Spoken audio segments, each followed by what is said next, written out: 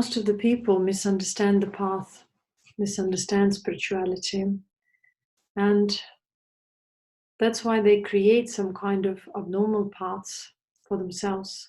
They step on conditional paths, on misleading paths, and after being there for a while, they feel disappointed. There are so many books about meditation, yoga, chakras, spirituality, but no one knows what is the actual path. What is the spiritual path? We either project spiritual path onto someone, put someone on a pedestal and worship them, be it a mythical being or a living being. And most of the biggest tendency we have is to attach to someone, because there is some kind of a notion that spiritual path is the path of a shepherd and sheep. So most of the people project this notion onto spirituality and look for someone to pull them up, to look for someone to attach to get close connection with, and through this to receive some kind of knowledge. The true path is within. It is not something that is expressed outwards. The true path is the path of self-born knowledge. So true Kundalini awakening is always about the activation of this seed, you may say, within the self. Is the activation of the natural, or it's like going back to the natural being, is going back to the natural essence. Activation or awakening happens when you experience yoga, when you experience equanimity, samadhi. So you become that. You cannot learn anything outside of the self, because that knowledge will not be the knowledge you're looking for. And that's why you'll be prone to disappointment. No people can resolve your issues. The other side of this false notion is resolution of problems, healing, and so on. There is no such a thing as healing. You will be very much disappointed. The results will be temporary. You have to know the science of a human being, the science of self, the science of spirituality. The science of spirituality is that there is a mechanism within ourselves that has to be activated by turning our awareness within. But even so, if we activate within, we have to discover what is us and what is not. So there is a long process of self-refinement when you are able to get into that natural equanimous being and absorption.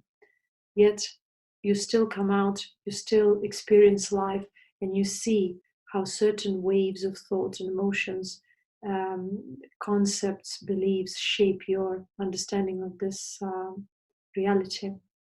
And through that, gradually you understand that the path actually is made of realizations of this is not that and this is not that. So this is the actual path of yoga and path of meditation and path of Kundalini awakening, and whatever name you use, the spiritual path. The spiritual path is to realize what the illusion is and what the reality is. But first, you have to experience the reality. So the awakening means you awake to the reality.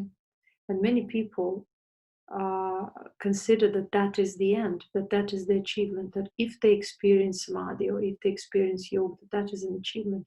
They delude themselves and most of the time delude other people, because they are not refined. When there is ambition in the being, this ambition through this awakening process will come up to the surface. And this ambition, if not properly understood, may blind that person and mislead them and actually make them even more delusional than they were before. So that's why many siddhas and spiritual masters warned that awakening can be delusive. It can be delusive because everything which is not that or not you, not your actual essence, will come up to the surface gradually through the process of refinement and transformation. That's where the guidance on the path is needed.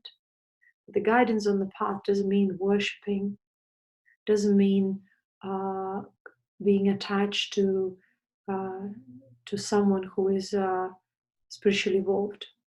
The point is to be aware, because awareness is that which will pull you out. And the role of a teacher, a guide, a true teacher, true master, is to raise your awareness, to keep that connection between you and your own awareness, so that you can realize how the illusion plays you out, how your mind, your limited mind, deludes you in certain times, and so that you can come out with awareness.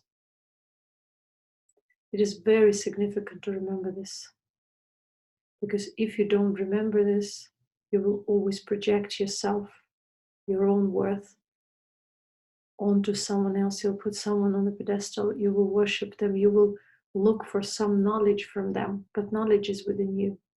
That's why most of the awakenings are not true awakenings, because awakening is not about the energy buzz, about any kind of supernatural experiences. Awakening is when your awareness expands or penetrates into such areas of which you were not aware. Let's say you become aware of your subtle being. You realize the process of thought and emotions formation, or how thoughts and emotions arise in your field, whether these emotions and thoughts are yours or they're not yours. Most of the thoughts and emotions are a part of the collective. So when you have a certain clarity, you can never be misguided. You can never go into wrong paths. But even if you're on a spiritual path, it's not a path of ambition, it's not a path of success, so you have to achieve something. It's not a path of achievement. That's very important to understand. This is the path of gradual evolution according to one's individual capacity, one's individual level, because everyone can go in one life until a certain point only. And as long as we're able to realize that all the ambitions fall, as long as we realize this, we are safe on this path. And what keeps us also focused and centered is the realization of the selfless essence within. Because the moment certain selfishness arises, the moment certain misunderstanding arises, we can clearly observe it. So observation, contemplation are very important on this path, and also cultivation of stillness. But how can you cultivate stillness? How can you cultivate meditative state, absorption? You cannot, because these are our natural. This is the foundation of our being. So we cannot cultivate them unless we experience them. And so awakening means that you awoke to that equanimous, natural, still being. And so you dwell there. So the process of refinement means that your consciousness goes out, your consciousness projects itself, clings to things, but then you realize that and you withdraw it back into yourself. So when the mind turns within, it experiences its natural being. And that's what awakens this mind. And the path itself is, the true spiritual path is always a path of transmission, where you can't explain certain things to people. They have individual paths within. Individual path is shaped by their, karmic composition, by their inclinations and distortions in consciousness with which they've come into this world. So their path will be defined by their ability to realize their distortions, realize their veils, and disillusion themselves gradually. So the role again, of a guide or a master is to help them recognize their own distortions and veils. But sometimes it's not possible to explain it, so the transmission is that tool, because the transmission brings them to that space where there is no separation. That's why this work is very individual. This work is psychospiritual. It cannot be done in the same way for everyone. That's why it's the true spiritual path is always work one-on-one. But you cannot help everyone because you're not supposed to help on this path. The path of evolution is not the path of help or the path of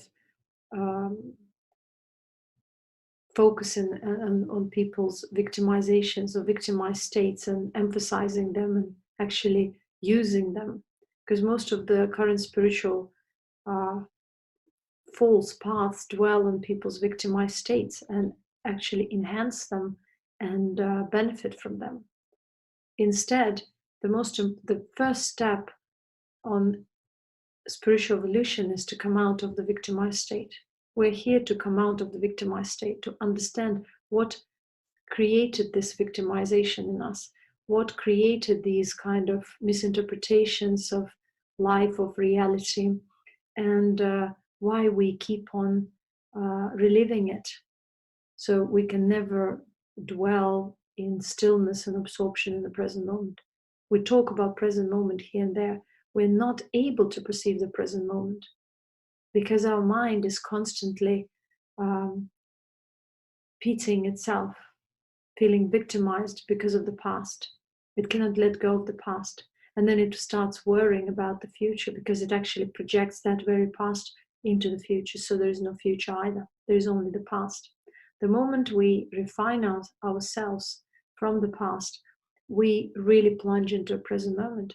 And the actual deeper awakening happens, deeper transformation happens. All these processes on a true path have to result on the way you appear also physically. There will be change in the physical appearance. There will be change in the way you perceive the reality internally and externally. Otherwise, you're not on the path. You're just imagining that you're on the path. Most of the people are action driven. They want to learn meditation. They want to receive a certificate. They want to get some kind of an acknowledgement. These are distortions. Spirituality can never be acknowledged because it's personal. It's just for you. It's for no one else. That's why it's very silly to have this kind of idea. And most of these people find, of course, similar paths resonating with who they resonate. So if they have delusion, they will find the delusional paths which will support their delusion. True spirituality is for no one else but yourself. And the more you refine, the more you simplify yourself, the more you become selfless, the less ambition is there in your space. And the more you become flowing, the more you realize what is what, who is who. And the less you wonder. There is no a feeling of search anymore because you found, because you haven't found outside of yourself. You found in yourself the depth, that contentment, that ability to expand and realize that seed of self-born knowledge is unfolding within. That is the true path. And that's what the true awakening is about. That's what the true refinement is all about. That's what the true transformation is all about.